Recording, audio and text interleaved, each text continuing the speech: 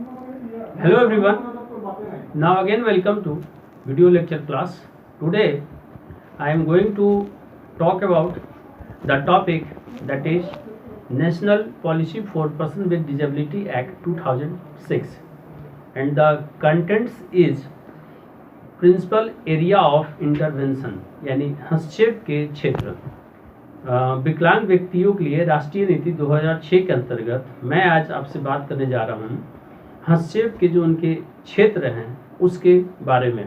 यह 2006 की जो अधिनियम विकलांग व्यक्तियों के संबंध में है, इसका मैं अंतिम टॉपिक आज कर रहा हूँ और यह टॉपिक बीएड सेमेस्टर 4 के अंतर्गत यूनिट 1 में, जो कि पेपर नंबर 12 के अंतर्गत है, क्रिएटिंग एन इंक्लूसिव स्कूल।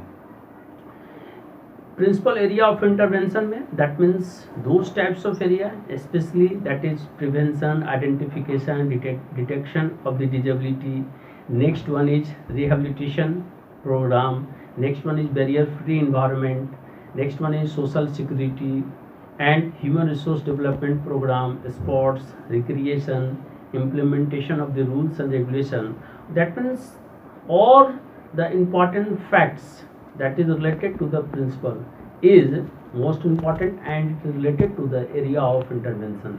जो भी मैं पॉइंट बता रहा हूँ, जैसे कि बचाव, सुरक्षा या विकलांगता की पहचान, साथ ही साथ उनके बारे में जो पुनर्वास नीति हो, उनकी व्यवस्था किस प्रकार की हो, सामाजिक सुरक्षा या जो बाधा रहित वातावरण का निर्माण कैसे हो, स्पोर्ट्स या गेम जो खेल विधि है या खेल के जो कार्यक्रम उनका क्रियान्वयन कैसे हो, रूल्स रेगुलेशन या जो नियम बने हुए हैं उसका इम्प्लीमेंटेशन कैसे हो, इन सभी जो क्षेत्र हैं वो कहीं ना कहीं हस्तक्षेप के क्षेत्र कहलाते हैं।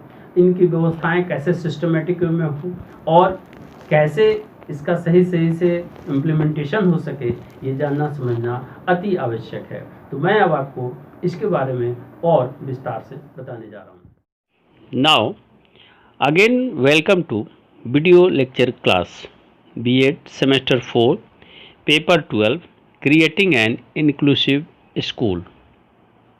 Now principal areas of intervention.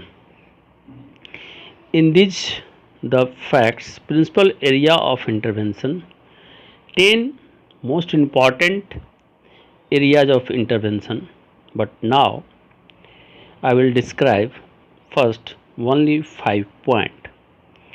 Number 1, prevention, early detection and intervention. In order to ensure prevention and early detection of disabilities, the following action will be taken. Number 1, national, regional and local programs of immunization. Number 2, medical and paramedical personnel will be adequately trained. Number 3, training modules and facilities in disability prevention. Next, training program of postgraduate, undergraduate degree and diploma in medical education. Next, disability specific manuals for families. Next, human resource development institutions will be ensure that personnel needed to provide support services such as special education, clinical psychology, physiotherapy and so on. Next, the latest research finding in the field of genetics. Next, appropriate plan of action. And the last, attention will be paid towards improving awareness of nutrition. Now second point, that is program of rehabilitation. Medical, educational and social rehabilitation program will be developed. The medical and rehabilitation professions, government programs will be ensured and the following specific measures will be taken. Number 1, state level centers for providing composite rehabilitation services. Second, community based rehabilitation program. Number 3, setting up of mental health care home for severely mental ill person. Next, measures will also be taken to set up residential rehabilitation centers for providing vocational vocational and special, that is most probable uh, uh, in things, that is social skills training for person with mental disabilities. Now, third point, that is most important, vital also, human resource development. The manpower will be developed in the following areas. Number one, training of primary level workers both in healthcare and in community development, comprising of Anganwadi workers. Next, support for training and orientation of personnel of government and NGO providing services. Number three, training and sensitization of community decision makers such as members of panchayat, head of family, etc. And number four, training of orientation of family members as caregivers. Under this condition, human resource will be the trained to meet the requirement of education for children with disability under inclusive education and special education also, and along with home based education. And under this condition, training module for teacher for inclusive education, diploma, degree and higher level program, training of caregivers for home based education. And the next fact is, Rehabilitation Council of India shall be nodal agency for the preparation of plan for training of rehabilitation professionals. Now, number four, education of person with disabilities. It will be ensured that every child with disability has access to appropriate preschool, primary and secondary level education by 2020. Special care will be taken. Number one, make school building approaches and barrier free and accessible for all types of disability. Medium and method of teaching will be suitable. Technical and supplementary or specialized system of teaching learning will be made available within the school. Next, teaching learning tools and aids such as educational toys, Braille talking book and Braille or talking book or appropriate software will be made available. Now next, National Open School and Distance Learning program will be popularized. Next, sign language alternative and auto generative communication skill will be developed. School will located within easy traveling distances. Now, parent teacher, next point, parent teacher counseling and grievance redressal system will be developed. And last one is, many children with disability who cannot join inclusive education.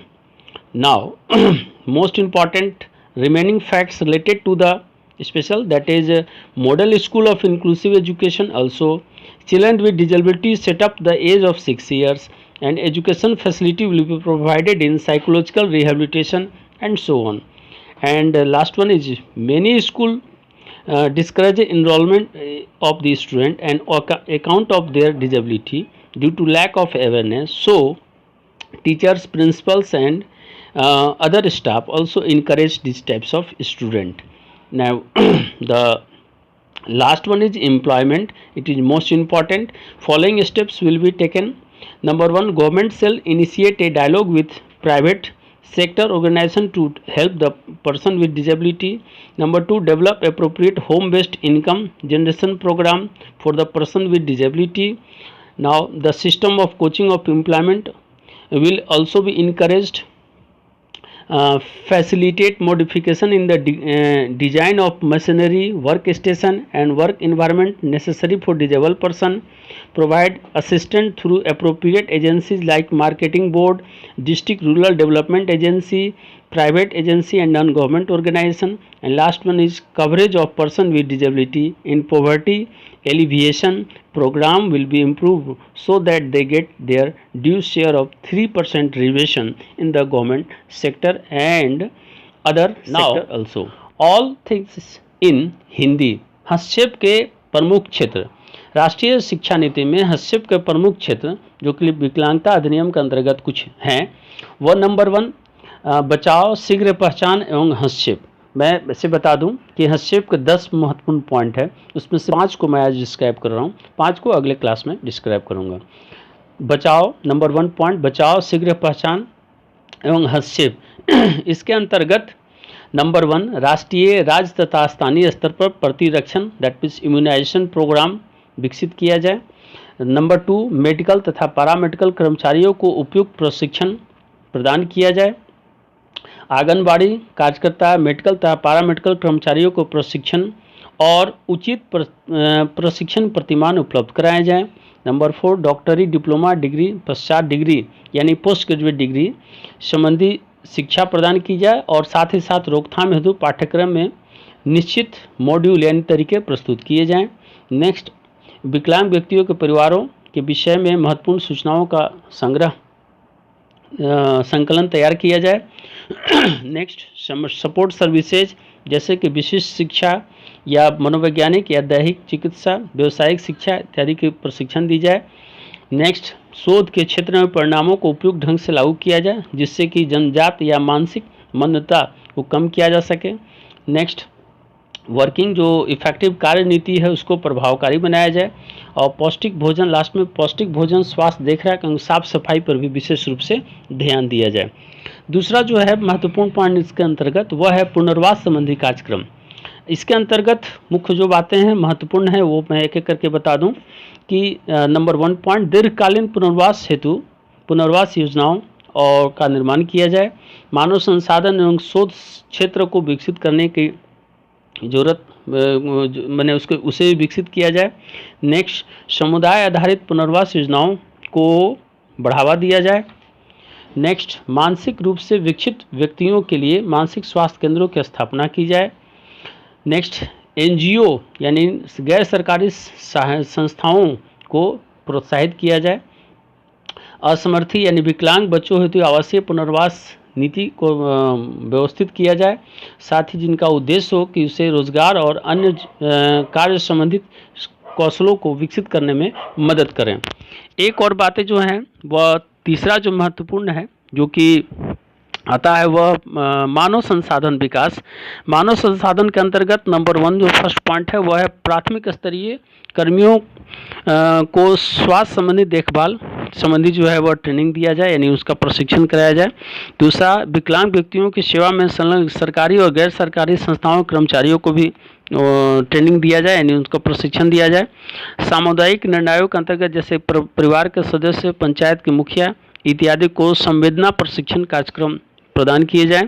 परिवार के सदस्यों को देखभाल के लिए कैसे जीवन निर्वहन करना है उससे संबंध में भी उससे जानकारी दी जाए। और अगर ये जीवन निर्वहन की बात करें तो इसमें 2 महत्वपूर्ण चीज़ें आती हैं, वह है मानव संसाधन प्रशिक्षण। इसमें मुख्य जो चीज़ें हैं वह हैं विशिष्ट शिक्षा, घर में शिक्षा सुविधा उपलब्ध कराना। इसके अंतर्गत नंबर 1 समावेशी शिक्षा के अंतर्गत विशिष्ट आवश्यकताओं की पूर्ति हेतु विशिष्ट शिक्षा का मॉड्यूल प्रस्तुत किया जाए यानी तरीके। समावेशी शिक्षा में डिप्लोमा डिग्री या हायर जो उच्च स्तर की शिक्षा प्रावधान हो उसको विशेष कर व्यवस्था की जाए।